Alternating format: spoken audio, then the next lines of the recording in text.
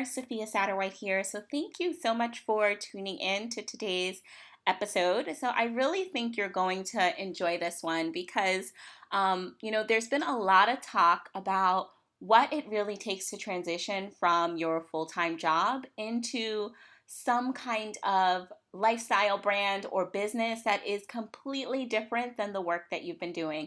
So there was no better person that I could have on the show today than Julianna Christensen, who is the blogger and owner of Blush Camo. Julianna is a former Army officer, and she decided to build her blog back in 2015. And today it has generated over 6 figures in revenue. She's been able to partner with Fortune 100 and 500 companies, and she's now full-time. So she's going to give us the behind the scenes and tell us her real life story. So in today's episode, we talk about what the starting budget of a fashion blogger should look like. We talk about how to deal with transitioning from a formal traditional role to running more of a fun lifestyle blog or business, how to handle the fear that comes with that, how much to post on social media, and also how Julianna specifically honored her value and actually started making money in her business. And so we give you some tips on today's episode and also some encouragement so that you know that you are not alone. The beautiful thing about She Heals the World is that, we get to share these stories of women who have decided to take charge of their life and create their own empires, their way, that are filled with freedom and giving and love. And so if that's where you are, if you're a woman or a really empowered male as well, who is in a job or in a position and you feel like you are out on an island, you're feeling out of alignment with the work that you're doing and you really want to jump into something new, listen to the episodes of this talk show, of this podcast, and you'll get lots of encouragement in knowing that you're not alone. There are lots of people who have done it and who are continuing to do it every day, and it is totally possible for you to create a life that you love. So I'm really excited to welcome Julianna to the show. Tune in. She's coming up soon. Welcome to the She Heals the World talk show with Dr.S, the place to hear stories of heart-driven women creatively living free. Our episodes highlight conversations and insights that support the values of self-care, creative and personal freedom, slower living, happiness, health, and wellness to help you live your absolute best life. To be a part of the movement and join the conversation, step inside our free Facebook group, She Heals the World, and say hello. It brings me great joy to bring you our next episode. Hey everybody, welcome to the She Heals the World talk show today. So today I have Julianna with us from Blush Camo, and I am so excited for her to share her story with you. Julianna, welcome to the show. Thank you so much for having me. I feel honored to be here. Yeah, I can't wait to jump into your background. So why don't you just kind of give our listeners some information on how you got started in this work?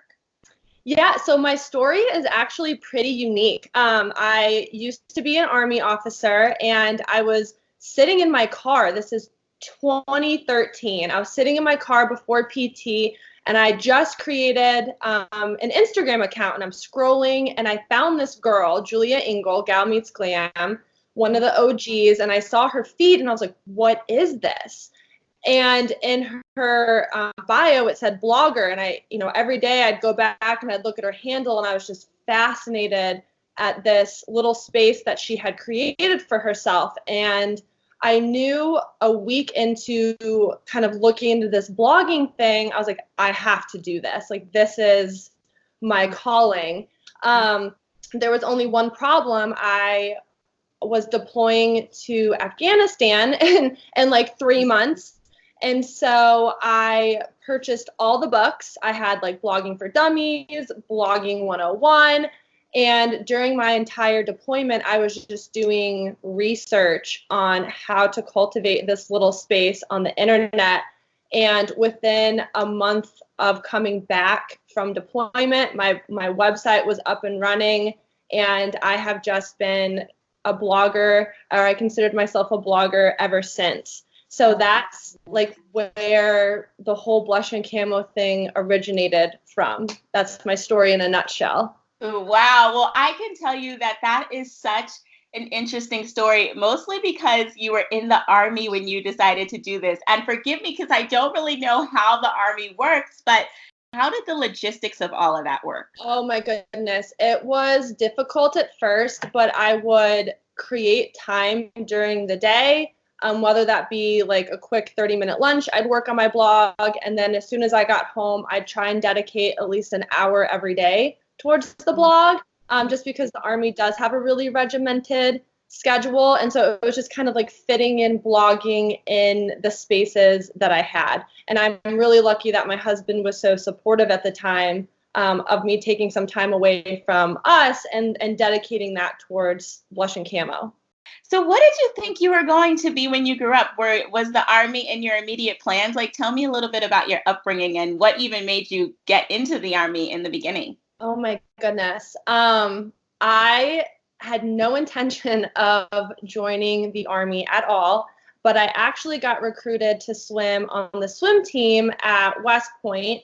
That's the United States Military Academy. And I went on an unofficial visit and I fell in love with the whole concept. I loved like the challenge of the school. It was a great education. And although I had never considered being in the Army, that did appeal to me, being a part of this team. So I decided to go for it. And that's how I ended up in the Army. I actually thought that I was going to be a lawyer, and I studied international law at West Point. So that was what I majored in. And that's what I thought that I would be once I got out of the military.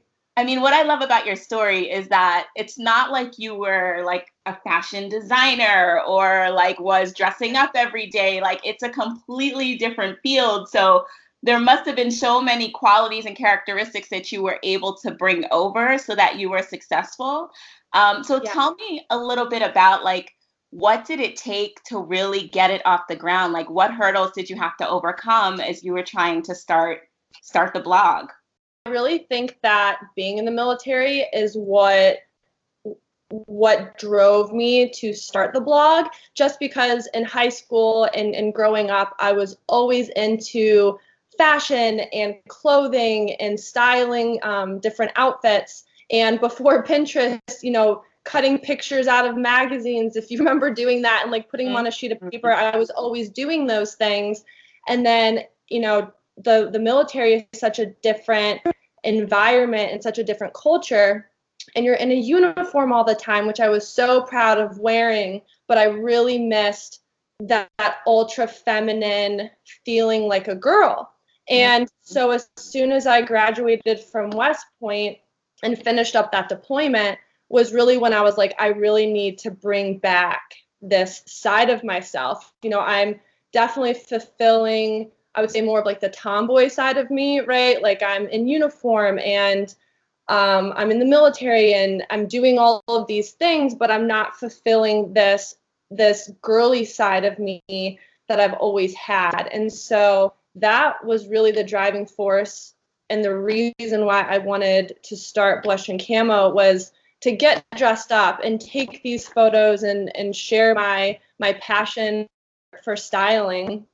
So many hurdles, there's still no courses in college that you can take on blogging. So it was a lot of research just to even get the blog off the ground. I mean, I didn't know, what was a hosting site, what was a server, how do you work with photographers, how to edit photos, like all the basics that go into blogging. It took me months to really understand how all of that worked. And then there's also the mental side, right? Of does the world need another blogger? And I think that was kind of difficult to overcome too. And it's like, yes, like I have this thing to share and I'm going to share it. And so I think that was a little hard. And I was also really nervous about what my buddies in the military were going to think when people found out about this. Would they think I was being weird and all those things where you second guess yourself. But at the end of the day, I knew that this was something that I was insanely passionate about. and I didn't know exactly where I wanted to take it. I just knew that I had to go for it. And so I just kind of took all those doubts and quieted them and just went for it. Wow. And I'm quite sure like your friends at the military, they're looking at your blog and they're like, damn, I should have did that. I was honestly surprised. So many of my buddies to this day, I mean, they're so supportive of it. I shouldn't say I was surprised. I mean, yeah, I was a little surprised. I didn't know what they would think. I didn't know if I was going to be made fun of or Yeah. I had no idea, but they've just been wonderful about it. Yeah, yeah. It's interesting because I can relate to that story too, coming from very formal and high level positions. When you make the switch to do something a little bit more lifestyle focused, at first you're like, oh boy, for me coming from academia, it's like, are all the academics going to look at me and be like, what is she doing with her doctorate? But at the end of the day, it kind of gives them permission to do something different as well and to find a creative way to use their genius, to create a different kind of life. So that's really cool. So the financial side is something that I think comes up for people a lot. And thankfully, like you were like really successful with your work. You've been able to create over six figures in your business so far. And so I'm just wondering, like, I guess real talk, when did the money start coming in where you were like, okay, I can actually make a real business from this? So that actually didn't happen until last September, so almost a year ago. And at the time, I think I had 55,000 followers on Instagram. And I always thought that when I hit a certain threshold, that's when companies would start paying me. And I realized pretty quickly that I was still getting a lot of these gifted offers or doing things for free. And I was at a place in my life where I was like, I can't do this for free anymore. Something needs to change. And that's when I started to really value my work and understand that the audience that I've built over these past 4.5 years is important. And it's my work and the time that it takes just to post a picture on Instagram, it takes hours. The creative effort and working with the photographer and the editing and the hashtag, like all the hashtags that you have to research and figure out which one's going to get the best reach and impressions. I mean, that takes a lot of time. And so it really wasn't until last September when I felt like I kind of stood up for myself a little bit. I was like, okay, enough is enough. These are my rates. And surprisingly, I was kind of surprised when companies would come back and go, okay, awesome. Like, we can pay you that. And it was life-changing. And I mean that in the best sense of the word, because 2 months after I decided, hey, I'm not going to work for free anymore, I was able to do this full time. And I've never looked back. I'm so thrilled that I was finally able to do that. So now, like, for other people that want to do this, what are some tips that you can share with the audience about how they can succeed in the fashion blogging industry? Yeah. So my first tip is know your why.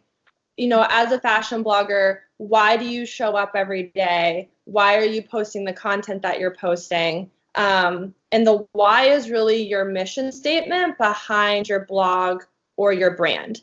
And so once you have that why figured out, your mission statement, everything else kind of falls into place. So, my mission statement is that I provide affordable, life and style tips so that everyday women can elevate her lifestyle and grow her dream wardrobe. So everything that I'm posting and I'm creating and I'm writing on my blog, all of that ties into my why. And that really allows you to kind of set yourself apart from other fashion bloggers that are in the space. My second tip is understand and really get to know your audience, especially Instagram is, I would say, the number one platform for fashion and lifestyle bloggers. And 5 years ago, it was all about just the number of followers that you had. But now it's really about the engagement that you have, and that relationship that you have with the tribe that you've spent so much time cultivating. So it's really important to understand and get to know your audience. And it's the easiest way to do this is through IG stories. Like, ask them questions. There's like a little question box you can put in there. Poll them. Figure out different outfits or styling that they want to see from you. And then you can also take a look at data, right? Many fashion bloggers have business accounts, so you can kind of look at the back end of your Instagram, because numbers don't lie. See which photos got the best reach and impressions and saves and overall engagement. And then you can take a look at your blog and see, what are the blog posts that are really speaking to your audience, and see if maybe you can create some more blog posts or content centered around the general topic that you had. And that's how you really build upon and get to know the audience that you have. Because after all, it's, as fashion blogging, it's really about the connection that you have with your tribe. I just call it your tribe. So that's tip number 2. Well, let me ask you something about that one, because Yeah. I find that for new women entrepreneurs who are going more into the lifestyle industry, a lot of them ask, like, should I keep my current personal page and just start posting, let's say for a fashion blogger, just start posting fashion pics of me traveling? Or should I start a brand new account and like from scratch and then just hope that somebody stumbles and finds me? Like, what's the best approach when you're like at the very, very, very beginning and you haven't even gotten one follower yet who's interested in your new business? So I just took my personal account, which was my @Julianna Claire on Instagram, and I just turned that into what it is today. So if someone really wanted to take the time and scroll back, a few years, they would see some things that were not fashion related, but that's because it was my personal account. I honestly see the pros and cons to both, but what I did was I just used my personal account. Awesome. So what's the next tip you got for us? So tip number 3 is set boundaries on social media. And I know this sounds really, really counterintuitive to fashion blogging, but as fashion bloggers, we're constantly plugged into social media and our websites and just across all these different platforms. And especially for someone who's just starting out in the fashion lifestyle space, it can be really tempting to be on all these platforms all the time, and then you start to get burned out. And it's okay to set boundaries and say, okay, at 7:00, like, I'm going to put my phone away and I'm not going to look at it until 7:00 the next morning, or whatever boundary works for you. I will say that my first year of blogging, I didn't unplug it all, and it resulted in burnout. It resulted in lack of creativity. And so really setting those boundaries allows you time to kind of like recharge your creative juices and create amazing content for your audience. So I just think that setting boundaries on social media is so important for fashion blogging. And you know what? That makes me think about creative energy. And so one thing I talk to my tribe a lot about is, like you said, having that downtime, because sometimes when you just work smarter, it is like far more effective than putting in hours and working harder, which is kind of what we're trained to do. And that's because you need those creative juices flowing. And so for you, when you're thinking about your shoots and you're thinking about where do you want to go and what look do you want to have, are you behind all of your style and then you communicate that to your photographer? Or are you kind of setting up like your tripod to take your photos and you're designing the whole thing soup to nuts? Or do you brainstorm with people? What's your creative process like? Because your photos are amazing. The locations are gorgeous. Like, the whole imagery is nice. And so what is that process like for you? Yeah, so I love the save feature on Instagram. So when I'm scrolling or I'm looking at some of my favorite accounts, I can save those photos and it goes into a file. So when I'm in that creative process of planning for my next shoot, I will go in and pick 1 or 2 photos that really speak to me. And then I also have some like secret boards on Pinterest that are also filled with inspiration, and I'll pull a few photos from there as well. And I create a mood board, and I will send that to my photographer, and I'll say, this is the vibe that I'm looking for. And then I will plan out all the locations, and then I style all the outfits. Even my poses and accessories are based off of the mood board that I sent my photographer. So when we go into that session to shoot, it's pretty time efficient, and they already kind of know what I'm looking for. So that's kind of my creative process. And I find that I recharge the most creatively when I walk my dogs. So if I need to recharge creatively, or if I need to brainstorm, if like nothing's really speaking to me, I put the computer away, I leave the phone at home, and I just go for a walk with my dogs until, you know, your head just feels kind of cleared. So that's just the creative process for me and what works for me. Beautiful. I think that's going to help so many people, because I do also agree that that movement, like when you're walking or when you're exercising, like the most amazing ideas just kind of get downloaded to you. And so being intentional about creating that space is super important. Very. Yeah. Tip number 4 is start small and build from there. So for up and coming influencers, or people who are just starting their fashion and lifestyle brand, it can be really, really tempting to want to do all of the things, to create a Facebook page and an Instagram page and a Pinterest and a blog and potentially a podcast. And there's just all these things. And my recommendation is to start small. So maybe just have an Instagram and a blog, master those, and then add on a Facebook page, and then add on a Twitter account, and so on and so forth. Mm-hmm. And I also think too that for up and coming influencers, it can be tempting to compare themselves to influencers who are doing this full time. Mm-hmm. And it's okay if you only have an hour or an hour and a half to spend a day on building your brand, because we've all been there. I mean, all influencers have started, you know, working full time and then hustling on the side, or they're super busy stay-at-home moms. And we've all started with kind of dedicating that 1 hour. And it's just important that you hold yourself accountable for that 1 hour a day, right? It's like, okay, I only have 1 hour, but I'm going to consistently use that 1 hour every day towards these goals that I have. And then over time, you'll see that it really builds up into the bigger picture of becoming a fashion blogger.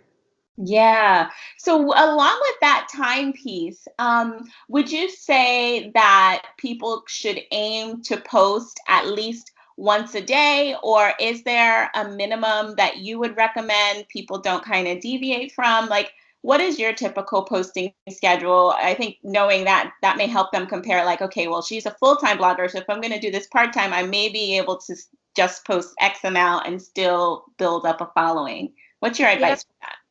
So my posting schedule is Sunday through Friday, and then I always take Saturdays off to just kind of unplug and recharge and not be on the app. And so that posting 6 times a week works for me. I think that it's really important that consistency is more important with however many times you post. So if you know you're balancing that full-time job and blogging, and you can only post 3 times a week, let's say Monday, Wednesday, Friday, but you're consistent with that, that's better than posting 6 times a week and then the following week you only post once, and then so it's like consistency is more important than the number of times that you post. Yeah. Okay, got it. Super helpful. And I also think like there are a lot of apps that people can use to remind them to post. Like I know I pay for it, but it's Meet Edgar, that's one. And then there's Later, and there's like all these different platforms to give people reminders so that they can be consistent. Because I know consistency is so hard, especially if you're in a full-time job and like you have a boss and they just throw something at your desk and it takes you a week or two to complete it and everything just kind of goes to the back burner. Don't forget about your business. Don't forget about your own freedom and building something up while you're also making a living. So that's important. And batching is kind of falls into that too, right? Like you could batch all of your IG photos if you're posting 3 times a week. You could save those in drafts on Instagram. So if you're in a pinch, you can post it and then just move on with your day because it's already in the app. Yes. So yes. Batching is crucial. So I know you have one more tip, but I am dying to ask this other question, and I hope it's not a curveball for you. But okay. I was just thinking through the logistics as you were talking, and I was like, I wonder what a starting budget would look like for folks who are trying to do this. And not like very specific, but I'm thinking about all the things that go into fashion blogging, like all the different outfits and all the different accessories. And you mentioned that like you have a photographer and traveling to the different locations. At some point, you probably, run out of spots to go to in your local neighborhood. So when you were first starting, like, how did you get around that? You mentioned like you used to get like gifts and that would kind of help you build up your closet of materials. But for people just starting, what should they actually spend money on? That is a great question. And I think for each influencer, it might be a little bit different. So some people might value the photography a little bit more than the clothing items, and some people might value the styling more than the photography. I will say that iPhone photography has come such a long way from 5 years ago when I started, and you couldn't really use your iPhone. It was just kind of grainy and didn't really work. My audience, I've polled them. They cannot tell a difference between a professional photo and an iPhone photo. Like I mean, I can tell a difference, but my tribe can't. Yeah. And so I think just starting out with an iPhone and maybe spending money on presets, like those are like all the rage right now, just so you have like a consistent feed. And presets aren't super expensive. Yeah. Depending on where you purchase them from. That's a great use of money is presets. And then other money, you obviously have to spend money on like paying for a domain name and a hosting site. And I also think there's a common misconception that you have to spend a lot of money on clothes. As a blogger, what I've found through the years, and this actually surprised me, was your audience doesn't care about if you reuse items. In fact, that makes you more relatable. So like I'll style a shirt or a skirt 6, 7, 8 different times throughout the season, and it still gets the same engagement and response from people. Especially if you're doing affiliate marketing and they continually see you wearing this item, there's a great chance that maybe your sales will go up on that particular item. So you really don't just, you obviously have to have a wardrobe, but you don't need to be spending hundreds of dollars every month on items, if that makes sense. So I would definitely say iPhone photography, spend money on presets, spend money on your site. Because a beautiful site will have people wanting to come back. It's like almost like a warm welcome when you have a beautiful site. And then everything else will kind of fall into place organically over time. And it goes back to you don't have to do all the things at once. Yes. I think you just saved somebody a lot of stress when you said you don't have to buy a new outfit for every new photo. Because, reusing the same clothes that you have and, like you said, styling them differently, like, of course that's more relatable because that's what everybody does. But I guess people may not think about that as a new leader in the space. So that was really a keeper right there. So what is the last one you got for us? So my last tip is to cultivate your girl gang. And for up-and-coming influencers and fashion bloggers, network and reach out to other bloggers in your field, in your industry. And And when you do that, you're able to share ideas or bounce ideas off of one another. You have a built-in support system because just like with any job, you have good days and you have bad days, and it's really nice to lean on your girlfriends on the days when you just kind of need a little pick-me-up. It's not like there's a building where all the fashion bloggers show up and work to, every single day. We're scattered all over the US. And so to have that group there that can help you and support you, and you also learn so much from them because their zone of genius might be different from your zone of genius. And when you kind of, share those back and forth, you grow as an influencer as well. So it's just so important for longevity in this industry to have a supportive group of girlfriends that you can turn to. That is really important. I think people don't give that as much attention as it deserves because they assume like, okay, I left my 9 to 5 job, I'm working from home, I'll just figure it out without realizing that 9 to 5 job gave you consistency. That 9 to 5 job gave you a group of people that you could go out to lunch with and meet after work. And so there's a gap that you have to find a way to fill or you're going to be miserable working from home. Yes, that was actually my biggest hurdle that I needed to overcome when I started blogging full time was I didn't realize how isolating working from home can feel. And so that's when I, again, a year ago was when I really started to cultivate, my girl gang. And, now I have these girls, fashion bloggers that I talk to every single day. I actually just got off the phone with one of them. We were bouncing ideas off of one another for 20 minutes. It's just so important to have that in this industry. So I would like to ask you as we get ready to close, if you could look back and give your 10-year younger self any piece of advice, what would it be? So I would have been 18 10 years ago. So the biggest advice that I would give myself is it's all going to fall into place. I used to stress out so much about the future and what the future held, and I wish I could tell my 18-year-old self it's going to be okay and it's all going to fall into place. Yes, just walk your path. Keep walking. Yep. Mm-hmm. How can our people find you? You can find me on Instagram at Julianna, and it's spelled JULIANNA_Claire, CLAIRE. Or you can follow me on my blog, and it's just blushandcamo, CAMO.com. Beautiful. Thanks, Julianna from Blush and Camo. It has been a pleasure to have you on the show, and I can't wait to have you back. Thank you so much. It was an honor to be here. Well, there you have it.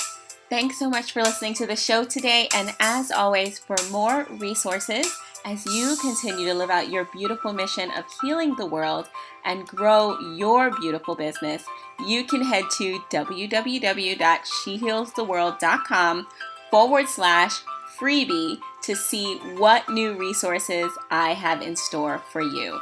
Thanks for listening. Tell a friend. And I can't wait to see you at the next episode.